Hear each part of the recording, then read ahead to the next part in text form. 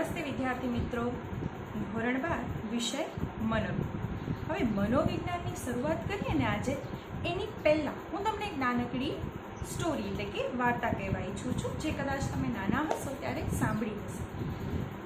વાર્તાનું નામ છે શિયાળની ચતુરાઈ અથવા તો શિયાળનું બુદ્ધિ ચાતુર્ય। એક જંગલ હતું, જંગલની અંદર એક મોટી ગુફા હતી। એ ગુફાની અંદર શિયાળ રહેતો હતો। હવે શિયાળ ખોરાકની શોધ માટે ગુફામાંથી બહાર ગયો। એ દરમિયાન સિંહ છે એ ગુફાની અંદર આવ્યો અને એણે ચારે તરફ જોયું, અંદર જોયું તો ત્યાં કોઈ હતું નહીં, પરંતુ એણે વિચાર કર્યો કે ગુફા છે તો આની અંદર કોઈ પ્રાણી પણ નક્કી ચોક્કસ રહેતું હશે। આવો વિચાર કરી અને તે ગુફાની અંદર બેસી ગયો, શાંતિથી બેસી ગયો કે જ્યારે પણ જે ગુફાની અંદર પ્રાણી રહે છે એ આવશે એટલે હું તેનો શિકાર કરી એને ખાઈ જઈશ। આવું વિચારીને એ શાંતિથી ગુફાના એક ખૂણાની અંદર બેસી ગયો। થોડી વાર થઈ એટલે શિયાળ પોતાની ગુફા તરફ આવે છે।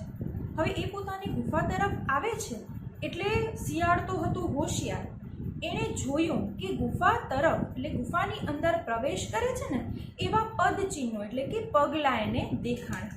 એટલે એ તરત સમજી ગયું કે નક્કી કોઈ પ્રાણી છે એ ગુફાની અંદર અત્યારે છે। હવે આ બાબતને નિશ્ચિત કરવા કે ગુફામાં કોઈ પ્રાણી છે કે નથી, એણે એક યુક્તિ વિચારી। એણે ગુફાની સામે જોઈ અને કહ્યું કે કેમ રે ગુફા, આજે તો તું મને આવકારતી નથી, આજે તું મને કેમ નથી બોલાવતી, કેમ નારાજ થઈ ગઈ છે કે શું? આવું એણે બોલ્યું।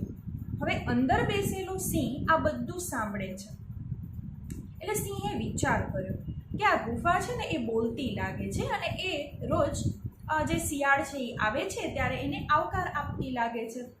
આવું વિચારી અને સિંહ છે એ પણ વિચારે છે કે જો હું બોલીશ નહીં તો ભાઈ એને ખબર પડી જશે કે આની અંદર તો હું છુપાયેલો છું। એટલે એ વિચારે છે કે ગુફા તો અત્યારે મારાથી ડરી ગઈ લાગે છે એટલે કાંઈ બોલતી નથી, તો એની જગ્યાએ હું જવાબ દઈ દઉં। એટલે એ તરત જ બોલે છે, આવો આવો શિયાળભાઈ, અંદર આવો। જ્યારે શિયાળ આ વચન સાંભળે છે ત્યારે શિયાળ તરત જ સમજી જાય છે કે ગુફાની અંદર તો સિંહ બેઠો છે અને જેવો હું અંદર જઈશ એટલે એ મારો શિકાર કરી અને મને ખાઈ જશે। આવી રીતે યુક્તિ કરીને પોતાના બુદ્ધિ ચાતુર્યનો ઉપયોગ કરીને એ ત્યાંથી તરત જ પલાયન થઈ જાય છે। તો આ વાર્તા ઉપરથી આપણને શું બોધ મળ્યો? તો કે જ્યારે પણ આપણા ઉપર કોઈ પણ મુસીબત આવે છે, કોઈ એવી પરિસ્થિતિ કે એવો સમય આવે છે, ત્યારે એ પરિસ્થિતિ અને એ સમયમાંથી આપણે આપણી બુદ્ધિનો ઉપયોગ કરીને બહાર નીકળી શકીએ છીએ।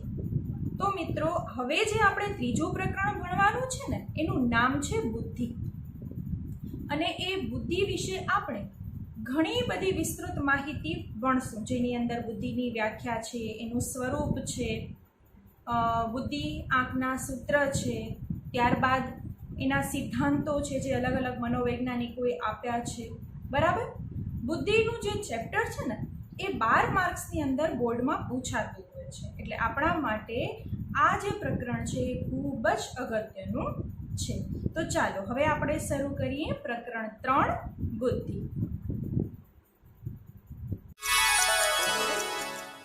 આપણે બુદ્ધિની વ્યાખ્યા છે એની શરૂઆત કરતાં પહેલાં બુદ્ધિનો સામાન્ય અર્થ જોઈએ, બરાબર છે, જે આપણે રોજબરોજની ક્રિયાની અંદર ઉપયોગમાં લેતા હોઈએ છીએ।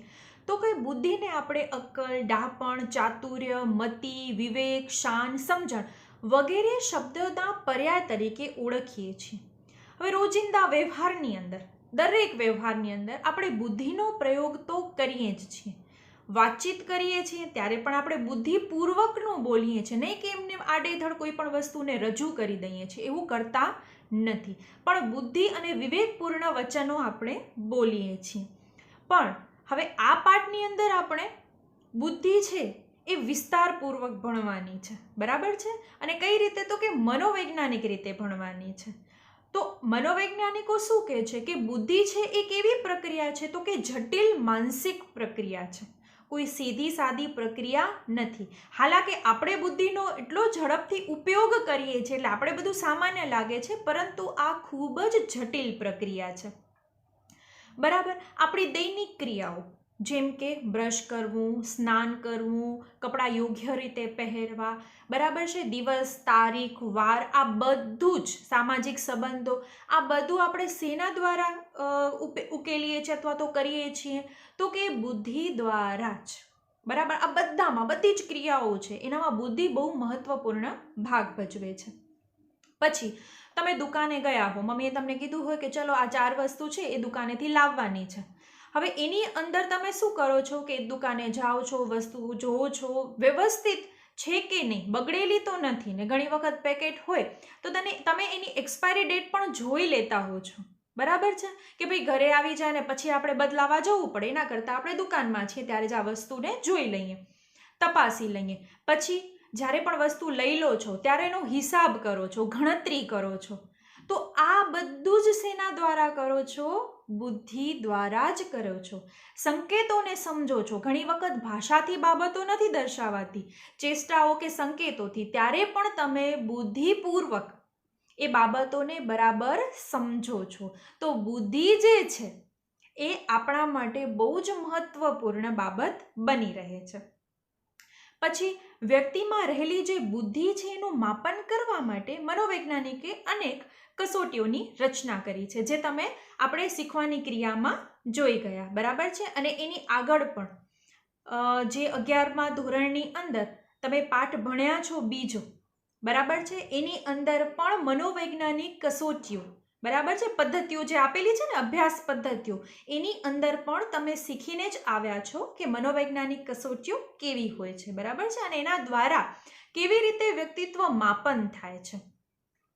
તો હવે આ જે કસોટીઓ છે એના દ્વારા શું થાય છે? તો કે એ વ્યક્તિનું માપન કરવા માટે એની બુદ્ધિ ક્ષમતા કેટલી છે, એની શારીરિક ક્ષમતા કેટલી છે. હવે ઘણી વખત એવું થાય કે વ્યક્તિ શારીરિક રીતે 30 વર્ષનો હોય પણ એની બુદ્ધિ ક્ષમતા છે એ નાના બાળક જેવી હોય.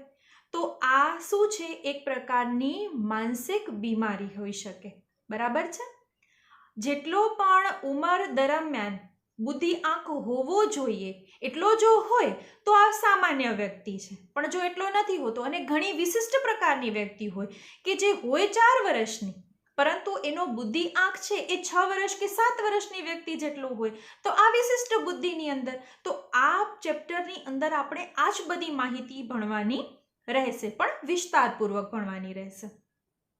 તો હવે આપણે સૌથી પહેલું જોઈએ તો કે બુદ્ધિ છે એ શું છે, બુદ્ધિની વ્યાખ્યા શું છે. બરાબર છે. Definition of intelligence. સૌથી પહેલા તો જે આ બુદ્ધિ શબ્દ છે એ ક્યાંથી આવ્યો? તો જુદા જુદા દ્રષ્ટિકોણને આધારે મનોવૈજ્ઞાનિકોએ બુદ્ધિને વ્યાખ્યાયિત કરવાનો પ્રયાસ કર્યો છે. 1879ની અંદર જર્મન મનોવૈજ્ઞાનિક એબિંગહોસ, કયા? તો કે જર્મન મનોવૈજ્ઞાનિક એબિંગહોસે વ્યક્તિ વચ્ચે રહેલી ભિન્નતાના આધારે બુદ્ધિની વ્યાખ્યા આપવાનો સૌ પ્રથમ પ્રયાસ કર્યો. કારણ કે દરેક વ્યક્તિ છે એ ભિન્ન ભિન્ન છે, તો એની બુદ્ધિ ક્ષમતા પણ અલગ અલગ હોય છે. મેં પહેલાં પણ કીધું કે દરેક વ્યક્તિ દરેક પરિસ્થિતિની અંદર એક જ પ્રકારનું વર્તન કરી શકતી નથી. જેની જેવી બુદ્ધિ કક્ષા છે એના પ્રમાણે જ એ વર્તન કરે છે. તો બુદ્ધિ શબ્દ છે એ મૂળ સંસ્કૃત ભાષાના બુદ્ધ ધાતુ પરથી આવેલો છે. કઈ ધાતુ પરથી? બુદ્ધ ધાતુ પરથી. હવે બુદ્ધનો અર્થ થાય છે સમજવું કે જ્ઞાન પામવું. બુદ્ધિનો અર્થ શું થાય છે? તો કે સમજવું કે જ્ઞાન પ્રાપ્ત કરવું, જેને અંગ્રેજીમાં આપણે ઇન્ટેલિજન્સ કહીએ છીએ. બરાબર છે. અને જો એ વ્યક્તિ બુદ્ધિશાળી હોય, કોઈ પ્રતિભાશાળી વ્યક્તિ હોય, તો એને ઇન્ટેલિજન્ટ કહીએ છીએ. હવે આ મૂળ શબ્દ છે, બરાબર. એ ઇન્ટેલિજન્ટ શબ્દ ક્યાંથી આવેલો છે? તો કે લેટિન ભાષાની અંદર જે ઇન્ટેલિજન્જર છે એની અંદરથી આવેલો આ શબ્દ છે. બરાબર છે. હવે એ છે એ ક્રિયાપદ છે, એનામાંથી અંગ્રેજી શબ્દ ઇન્ટેલિજન્સ એટલે કે સમજવું આ શબ્દ બન્યો છે। હવે આનો અર્થ શું થાય છે? તો કે સમજ શક્તિ। એટલે બુદ્ધિનો અર્થ એક સામાન્ય અર્થ શું થઈ શક્યો? તો કે સમજવાની શક્તિ એટલે બુદ્ધિ। હવે ઘણા બધા મનોવૈજ્ઞાનિકોએ બુદ્ધિની અલગ અલગ વ્યાખ્યાઓ આપી છે, તો એની અલગ અલગ વ્યાખ્યાઓને આપણે જાણીએ। હવે બુદ્ધિ એટલે શું? તો કે બુદ્ધિ એટલે વસ્તુને જાણવાની ચિત્તની આકલન કે સમજ શક્તિ। બરાબર છે? ચિત્તની કેવી? તો કે જે પણ બાબતો છે, પરિસ્થિતિ છે, એને સમજવાની જે શક્તિ છે ને, એને શું કહેવાય? તો કે બુદ્ધિ કહેવાય છે। આવું કોણ કહે છે? તો કે સાર્થ ગુજરાતી જોડણી કોષ, જે 2008ની અંદર પ્રસિદ્ધ થયો, એ આવું કહે છે કે બુદ્ધિ એટલે વસ્તુને જાણવાની ચિત્તની આકલન, એટલે કે બાબતોને ભેગી કરવાની, સમજવાની શક્તિ એટલે બુદ્ધિ। હવે બને અને સાયમન 1904ની અંદર બુદ્ધિની શું વ્યાખ્યા આપે છે? તો કે બુદ્ધિ એટલે સારી રીતે સમજવાની, યોગ્ય રીતે નિર્ણય લેવાની અને તર્ક કરવાની શક્તિ। બરાબર? બુદ્ધિ એટલે શું? તો કે કોઈ પણ પરિસ્થિતિને, ઉદ્દીપકને સારી રીતે સમજી અને યોગ્ય રીતે નિર્ણય, કે દરેક પરિસ્થિતિની અંદર આપણે કેવી રીતે વર્તવાનું છે, એક પરિસ્થિતિ છે તો એની અંદર કેવી રીતે લડવાનું છે, કે એનો સામનો કેવી રીતે કરવાનો છે, આ નિર્ણય લેવાની, તર્ક કરવાની શક્તિ એટલે શું? તો કે બુદ્ધિ। હવે ટર્મન 1916ની અંદર બુદ્ધિની કઈ વ્યાખ્યા આપે છે? તો કે વ્યક્તિ જેટલા પ્રમાણમાં અમૂર્ત રીતે વિચારવાની શક્તિ ધરાવતી હોય તેટલા પ્રમાણમાં તે બુદ્ધિમાન હોય છે। હવે તમને એમ થશે કે આ અમૂર્ત રીતે વિચારવાની શક્તિ એટલે શું? તો કે જે બાબતોને આપણે જોઈ શકતા નથી એને કહેવાય અમૂર્ત। જેમ કે તમારી સમક્ષ એક મૂર્તિ રાખી દેવામાં આવે તો એ શું છે? મૂર્ત છે, એટલે કે તમે એને જોઈ શકો છો। પણ સાચું બોલવું, પ્રામાણિકતા, આ બધા કેવા છે? અમૂર્ત બાબતો છે, જે છે પણ તમે એને જોઈ શકતા નથી। તો આ બાબતો કેવી થઈ? અમૂર્ત બાબતો થઈ। બરાબર છે? તો કે વ્યક્તિ જેટલા પ્રમાણમાં અમૂર્ત રીતે વિચારવાની શક્તિ ધરાવતી હોય તેટલા પ્રમાણમાં તે બુદ્ધિમાન છે, આવું આપણે ટર્મને કહ્યું। હવે વાત કરીએ જે વેક્સલરે 1939ની અંદર કહ્યું છે કે બુદ્ધિ એટલે વ્યક્તિની એવી સમગ્રલક્ષી શક્તિ જેને લીધે તે ધ્યેય વિવેકપૂર્ણ, બરાબર છે, કાર્ય કરી શકે છે। ધ્યેયપૂર્વક એટલે કેવી રીતે? તો કે એક હેતુથી, ચોક્કસ ધ્યેયથી એ કોઈ કાર્ય કરે છે। અને કઈ રીતે? તો કે તાર્કિક રીતે વિચાર કરીને અને પર્યાવરણ સાથે અસરકારક રીતે વ્યવહાર કરી શકે છે। હવે પર્યાવરણની અંદર શું હોઈ શકે?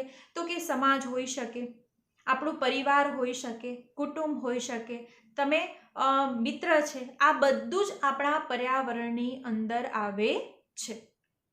તો કે આનો અર્થ શું થયો? એમણે જે વ્યાખ્યા આપી, તો કે જે પણ પર્યાવરણ આપણી આજુબાજુ છે એની અંદર કેવી રીતે વર્તવાનું છે? તો કે સમગ્ર લક્ષી એને જોવાનું છે, બરાબર છે। ત્યારબાદ ધ્યેયપૂર્વક, એટલે કે જો આપણો ચોક્કસ હેતુ છે તો આપણે વર્તન કરીએ છીએ। આપણે રોડ પરથી પસાર થઈએ છીએ તો જરૂરી નથી કે દરેક બાબતો વિશે આપણે વિચારતા જ હશું, પણ જે આપણા કામની હોય છે એના વિશે આપણે ચોક્કસ વિચાર કરતા હશું। તો ત્યાં શું થયું? આપણો ધ્યેય થયો કે આપણે એ બાબત માટે ધ્યેયશીલ બન્યા, બરાબર? આપણે ત્યાં કામ છે, પછી એના વિશેની તાર્કિક વિચારણા કરશું અને ત્યારબાદ આપણે કોઈ નિર્ણય તરફ ગતિ કરશું। તો એ શેના દ્વારા કરશું? તો કે બુદ્ધિ દ્વારા, બરાબર? જે વ્યવહાર કરશું એટલે શું થયું? તો કે બુદ્ધિ એટલે વ્યક્તિની એવી સમગ્રલક્ષી શક્તિ જેને લીધે તે ધ્યેયપૂર્વક કાર્ય કરી શકે, તાર્કિક રીતે વિચારી શકે અને પર્યાવરણ સાથે અસરકારક રીતે વ્યવહાર કરી શકે, એટલે કે અસરકારક રીતે સમાયોજન સાધી શકે, એટલે બુદ્ધિ। હવે ગાર્ડનરે 1986ની અંદર બુદ્ધિની કંઈક આવી વ્યાખ્યા આપી કે બુદ્ધિ એટલે એક કે વધારે સાંસ્કૃતિક પરિવેશોમાં મહત્વની ગણાતી સમસ્યાઓ ઉકેલવાની કે મૂલ્યવાન વસ્તુનું નિર્માણ કરવાની શક્તિ એટલે એ કે કુશળતા. બરાબર.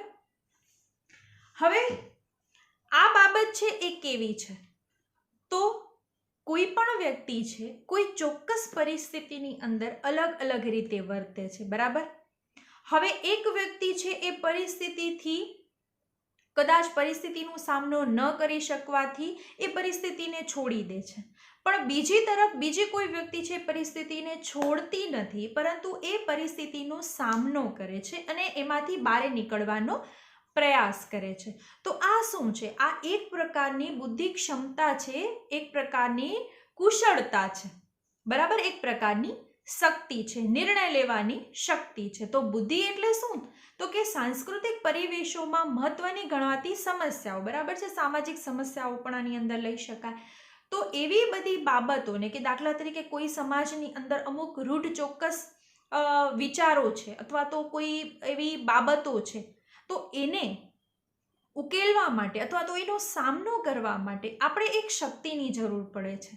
અને એ શક્તિ શેના દ્વારા પ્રાપ્ત થાય છે? તો કે બુદ્ધિ દ્વારા. કારણ કે બુદ્ધિ હશે તો આપણે વિચારી શકશું ને કે આ બાબત છે એ આપણા સમાજને નડતર રૂપ છે, આ બાબત છે એ આપણે અવરોધે છે, આ બાબત છે એ આપણે ઇફેક્ટ કરે છે. આ બધું વસ્તુ આપણે શેના દ્વારા વિચારી શકશું? બુદ્ધિ દ્વારા.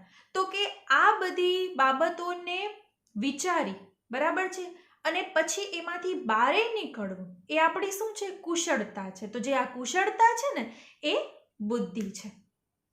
હવે બુદ્ધિ એટલે પર્યાવરણના કોઈ પણ સંદર્ભ સાથે અનુકૂલન એટલે એડજસ્ટમેન્ટ, સમાયોજન માટે અથવા તેને ઘાટ આપવા માટે અથવા તેને પસંદ કરવા માટે જરૂરી માનસિક શક્તિ છે, જેને બુદ્ધિ કહેવામાં આવે છે. આને આ વ્યાખ્યા આપણે કોણે આપી છે? તો કે સ્ટર્નબર્ગે. ક્યારે? તો કે ઈસવીસન 1997ની અંદર.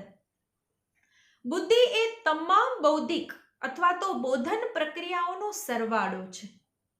તેમાં કઈ કઈ બાબતો આવે? તો કે આયોજન, માહિતીનું સંકેતોમાં અંકન, ધ્યાન વગેરે બાબતોનો સમાવેશ થાય છે. ઘણી વખત આપણે નથી ખબર હોતી, પરંતુ બુદ્ધિ છે એ ઘણી બધી બાબતોને વ્યવસ્થિત રીતે ગોઠવીને આપણને આપે છે.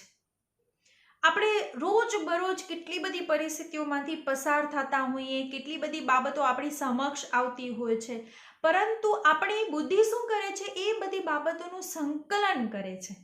અને જે પણ આપણે પ્રથમ અથવા તો વધારે અથવા તો જેમાં આપણો હેતુ છે એ બાબત આપણી સમક્ષ પહેલી રાખે છે, જેના કારણે આપણે એનું સમાયોજન અથવા તો જે સમાધાન છે એ પહેલા કરી શકીએ. તો બુદ્ધિ આપણા માટે એટલી મહત્વની છે. હજી આપણે આગળ જોઈએ તો આપણે હવે જે ભણવાનું છે ને એ છે બુદ્ધિનું સ્વરૂપ. બરાબર. આપણે વ્યાખ્યા તો બુદ્ધિની સમજ્યા, પરંતુ હવે બુદ્ધિનું સ્વરૂપ કેવું છે? તો બુદ્ધિ અંગે જુદા જુદા મનોવૈજ્ઞાનિકોએ દર્શાવેલ વ્યાખ્યાને આધારે બુદ્ધિનું સ્વરૂપ નીચે મુજબ દર્શાવેલું છે. એના 5 ભાગ પાડી નાખ્યા છે. એમાં પહેલું જે ભાગ છે એ છે વિભિન્ન બોધાત્મક માનસિક શક્તિઓનો સરવાળો. બરાબર. હવે આ બધી બાબતો આપણે શેના આધારે સમજવાની? તો કે અગાઉ જે વ્યાખ્યા આપણે જોઈ ગયા ને એનામાં જે મહત્વની બાબતો આપણી સમક્ષ આવી છે એના આધારે આપણે બુદ્ધિનું સ્વરૂપ બતાવશું. બરાબર. તો એમાં પહેલી બાબત છે કે વિભિન્ન બોધાત્મક માનસિક શક્તિનો સરવાળો.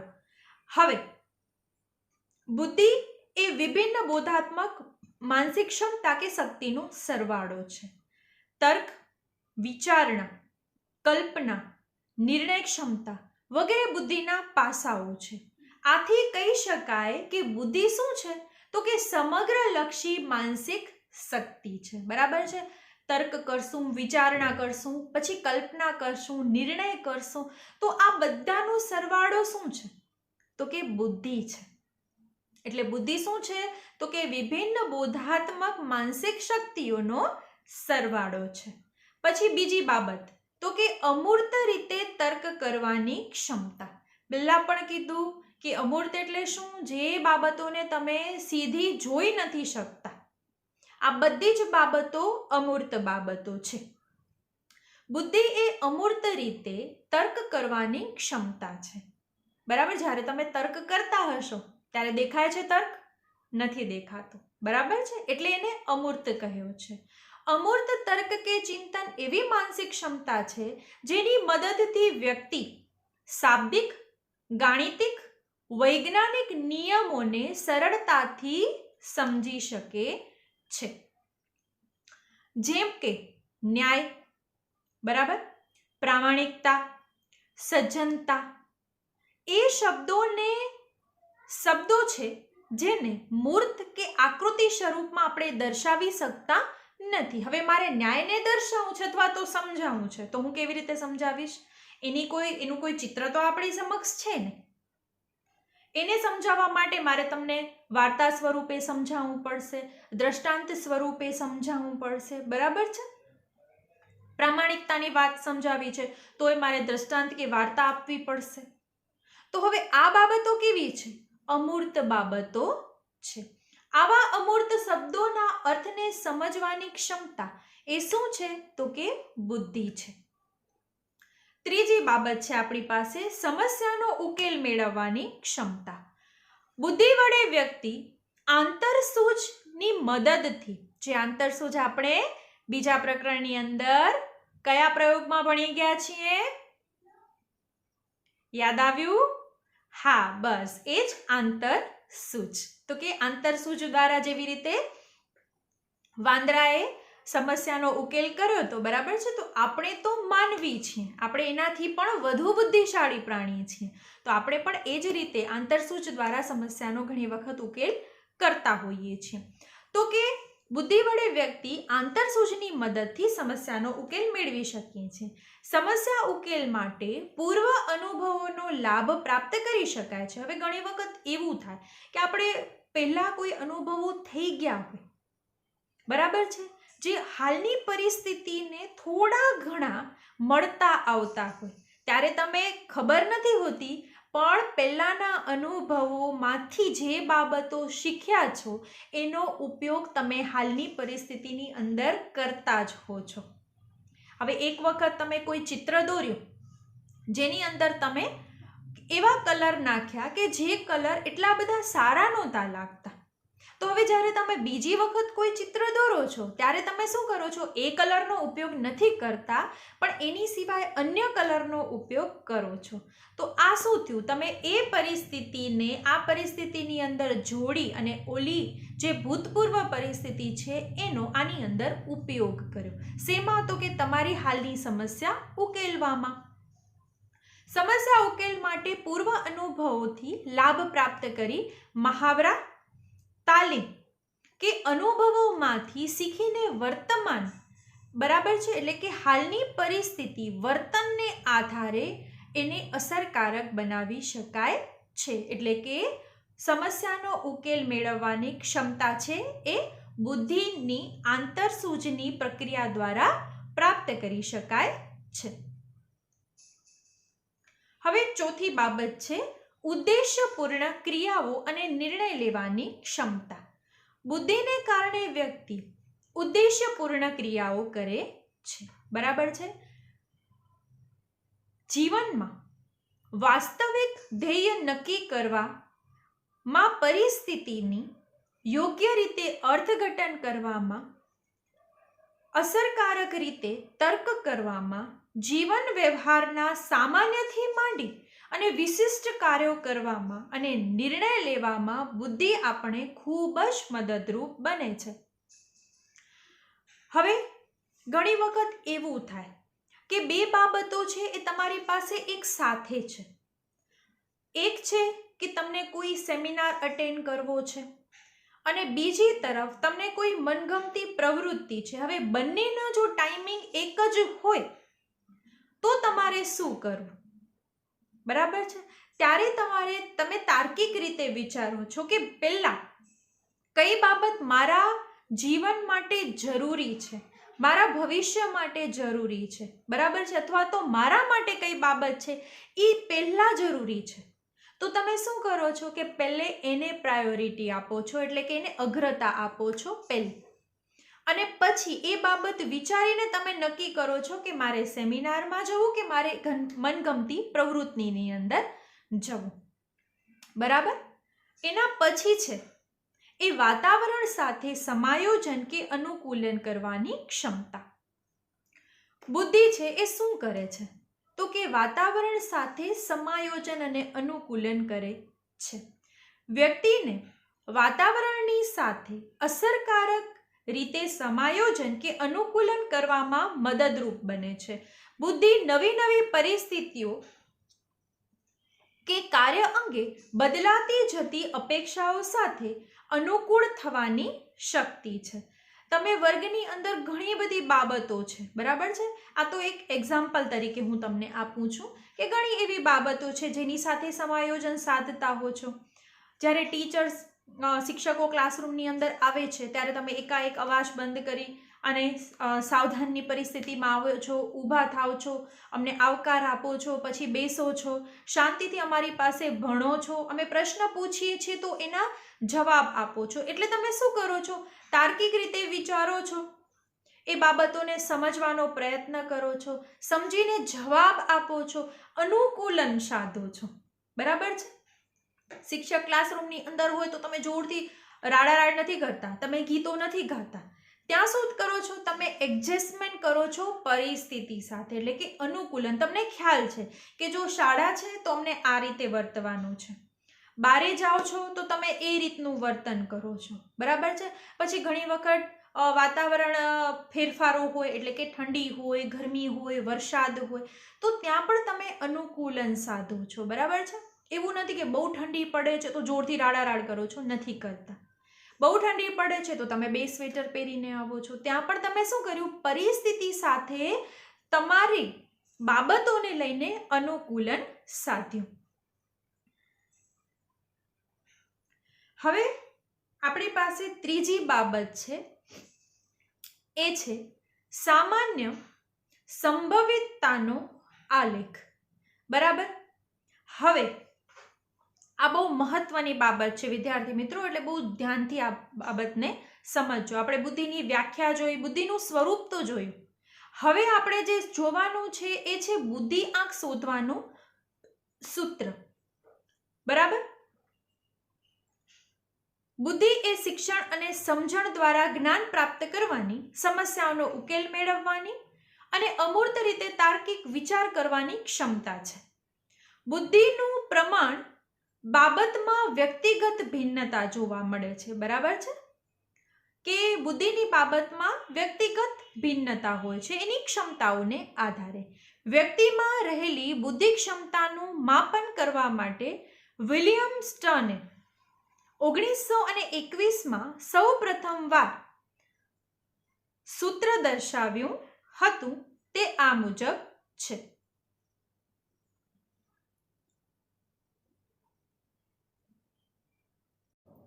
હવે બુદ્ધિઆંક શોધવાનું સૂત્ર, તો એનો એક દાખલો છે તમારી સમક્ષ મૂકવામાં આવ્યો છે કે બુદ્ધિઆંક એટલે આઈક્યુ. બરાબર. એને શોધવા માટે કે વ્યક્તિ છે એ કેટલી ઇન્ટેલિજન્ટ છે. બરાબર. એની બુદ્ધિ ક્ષમતા શું છે, બુદ્ધિ લબ્ધિ શું છે, તો કે એને બાબતને નું માપન કરવા માટે તમારી પાસે એક દાખલો મૂકવામાં આવ્યો છે કે બુદ્ધિઆંક બરાબર માનસિક વય. માનસિક વય એટલે મેન્ટલ, તમારી જે માનસિક એજ છે એ, એટલે કે મેન્ટલ એજ, એના ભાગ્યા, બરાબર છે, શારીરિક વય. શારીરિક વય એટલે તમે કેટલા વર્ષના છો, બરાબર છે, કેટલા માસના છો, એટલે કે મહિનાના છો, એ છે તમારી શારીરિક વય. બરાબર છે. એને ગુણ્યા 100 કરવાના છે. આ એક ટકાવારીનું સૂત્ર છે. તો કે અહીંયા આપણે એક નાનકડું ઉદાહરણ સમજીશું કે બાળકની વાસ્તવિક શારીરિક ઉંમર કેટલી છે, તો કે 7 વર્ષ. કેટલી છે? 7 વર્ષ. 7 વર્ષ એટલે એ બાળક કેટલું છે, તો કે 90 માસનું છે. આપણે અહીંયા જ્યારે પણ આ દાખલાનો ઉપયોગ કરીએ છીએ, બરાબર છે, ત્યારે આપણે વર્ષ કરતાં માસની અંદર આની ગણતરી કરશું તો તમને તટસ્થ જવાબ મળશે, એટલે મહિનાને આધારે. તો કે 7 વર્ષ એટલે 90 માસનું મહિનાનું બાળક. હવે એની માનસિક જે વય છે એ કેટલી છે તો કે 108 છે. હવે આપણે એનું આઈક્યુ એટલે કે બુદ્ધિ આંક લેવો છે કે એનો બુદ્ધિ આંક કેટલો છે. સામાન્ય બાળકોની વાત છે અત્યારે તો, કે સામાન્ય જો 7 વર્ષનું બાળક હોય તો એની માનસિક વય છે ને એ 108 હોય, બરાબર. તો હવે શું કરવાનું છે તો કે 108 એટલે કે માનસિક વય છેદમાં 90 એટલે કે જે મહિના, બરાબર, એ 7 વર્ષનું છે એટલે 90 માસનું છે, તો એના છેદની અંદર 90 ગુણ્યા 100 કરવાના છે. તો તમને શું જવાબ મળે છે? 120, બરાબર. તો એનું આઈક્યુ લેવલ કેટલું થયું? 120 થયું, બરાબર. આવી રીતે આપણે કોઈ પણ વ્યક્તિનો બુદ્ધિ આંક શોધી શકીએ છીએ. હવે આ બુદ્ધિ આંકના જે આપનાર વ્યક્તિ છે એ કોણ છે તો કે વિલિયમ સ્ટર્ન. આ બહુ જ મહત્વની બાબત છે, ઘણી વખત પરીક્ષામાં પૂછાતું હોય છે. અને જ્યારે મોટા પ્રશ્નની અંદર પૂછાય બુદ્ધિ વિશે તો તમે બુદ્ધિની આ બાબતને, બરાબર છે, એની અંદર ટાંકી શકો છો. તો કે બુદ્ધિનું જે સૂત્ર છે એ વિલિયમ સ્ટર્ને ક્યારે આપ્યું છે? 1912 ની અંદર. હવે બુદ્ધિનું સામાન્ય સંભવિતતા આલેખ છે જે આપણે આ સ્લાઇડની અંદર દર્શાવેલો છે, બરાબર છે. જન સમુદાયમાં બુદ્ધિલબ્ધિ વર્ગીકરણ આલેખ અને સામાન્ય સંભવિતતા આલેખ તરીકે ઓળખવામાં આવે છે, જે તમને સ્લાઇડની અંદર દર્શાવવામાં આવેલો છે. આ આલેખ શું દર્શાવે છે તો કે સમાજના મોટા ભાગના લોકો સામાન્ય બુદ્ધિ ક્ષમતા ધરાવતા હોય છે. સામાન્ય બુદ્ધિ ક્ષમતા કેટલી છે તો કે 90 થી 110. આ કઈ છે? સામાન્ય બુદ્ધિ ક્ષમતા. હવે એવા લોકોનું પ્રમાણ કેટલું છે તો કે 50% છે, બરાબર. સામાન્ય બુદ્ધિ એટલે કે બધા છે રોજબરોજના કાર્ય કરી શકીએ છીએ, પરિસ્થિતિઓનો સામનો કરી શકીએ છીએ એ સામાન્ય રીતે. તો એવા લોકો છે એ 50% છે. જ્યારે સામાન્ય થી ઓછા કે વધુ પ્રમાણમાં બુદ્ધિ ક્ષમતા ધરાવતા લોકોનું પ્રમાણ ઓછું છે. જ્યારે મનોદુર્બળ એટલે શું તો કે માનસિક રીતે જે પડકારરૂપ છે, જે પરિસ્થિતિઓને સમજી નથી શકતા, પરિસ્થિતિની અંદર કેવી રીતે વર્તવું એનું સમાયોજન નથી સાધી શકતા, એ મનોદુર્બળ એને કહી શકાય. અને અતિ ઉત્કૃષ્ટ જે તેજસ્વી છે, જે હોશિયાર છે, એટલે કે જે સામાન્ય બાબતો કરતા વિશિષ્ટ પ્રકારની બાબતોને વિચારી શકે છે, જાણી શકે છે, એવા વિશિષ્ટ તેજસ્વી બુદ્ધિ ક્ષમતા ધરાવતા વ્યક્તિનું પ્રમાણ સમાજમાં ઓછું છે. કેટલા તો કે 2.2% જેટલા. મનોદુર્બળ છે એ પણ સમાજમાં ઓછા છે અને જે વિશિષ્ટ પ્રકારના છે એ પણ સમાજમાં ઓછા છે. બુદ્ધિ આંકનું વિતરણ કોષ્ટક 3.2 માં સવિસ્તાર સમજાવવામાં આવેલ છે. હવે બુદ્ધિ આંકનું વિતરણ કોષ્ટક છે એ આપણે અલગથી ટોપિક આપેલો છે, એની અંદર આપણે ભણશું જ. પણ હવે જે આ આલેખની વાત કરીએ તો આલેખને હું જરા સવિસ્તાર તમને સમજાવું તો હવે તમને પહેલા 70 દેખાય છે, બરાબર છે. એટલે કે 70 બુદ્ધિ આંક ધરાવતી વ્યક્તિ છે એ સમાજમાં કેટલી છે તો કે 2.2% છે, બરાબર છે. પછી 70 થી 80 બુદ્ધિ આંક ધરાવતી વ્યક્તિ સમાજમાં કેટલી છે? 6.7% છે. પછી 80 થી 90 બુદ્ધિ આંક ધરાવતી વ્યક્તિ 16.1% છે. અને 90 થી 100 એટલે કે સામાન્ય માણસો એવા 50% લોકો છે. પછી હવે જઈએ છીએ આપણે વિશિષ્ટ વ્યક્તિઓ તરફ. 100 થી 110 બુદ્ધિ આંક ધરાવતી વ્યક્તિ કેટલી છે તો કે એ 50%ની અંદર સમાવિષ્ટ થઈ જાય છે. પરંતુ 110 થી 120 બુદ્ધિ આંક ધરાવતી વ્યક્તિ 16.1% જેટલી છે. જ્યારે 120 થી 130 સુધી 6.7% છે.